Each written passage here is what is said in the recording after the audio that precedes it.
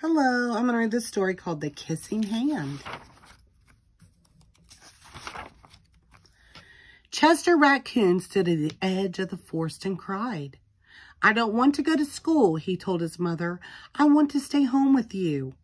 I want to play with my friends and play with my toys and read my books and swing on my swing.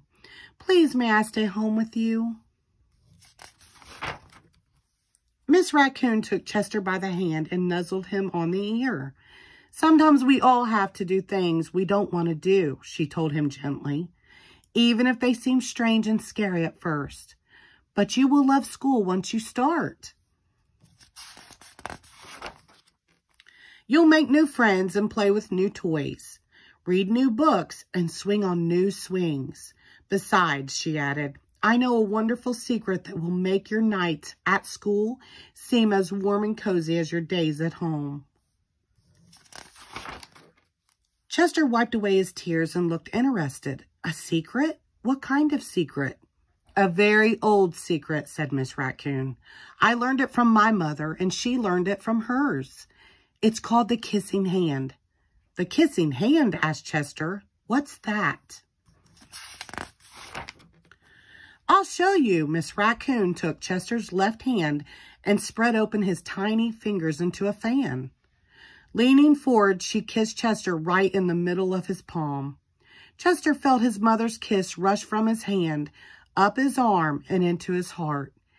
Even his silky black mask tingled with a special warmth. Miss Raccoon smiled. Now she told Chester, whenever you feel lonely and need a little loving from home, just press your hand to your cheek and think, Mommy loves you. Mommy loves you.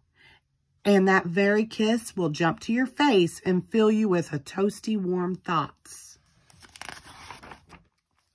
She took Chester's hand and carefully wrapped his fingers around the kiss. Now, do be careful not to lose it, she teased him. But don't worry. When you open your hand and wash your food, I promise the kiss will stick. Chester loved his kissing hand. Now he knew his mother's love would go with him wherever he went, even to school. That night, Chester stood in front of his school and looked thoughtful. Suddenly, he turned to his mother and grinned. Give me your hand, he told her. Chester took his mother's hand and in his own and unfolded her large, familiar fingers into a fan. Next, he leaned forward and kissed the center of her hand.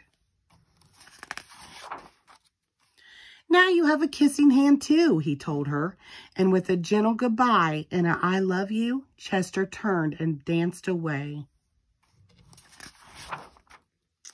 Miss Raccoon watched Chester scamper across a tree limb and enter school. And as the hoot owl rang in the new school year, she pressed her left hand to her cheek and smiled. The warmth of Chester's kiss filled her heart with special words. Chester loves you, it sang. Chester loves you. The end. Thank you.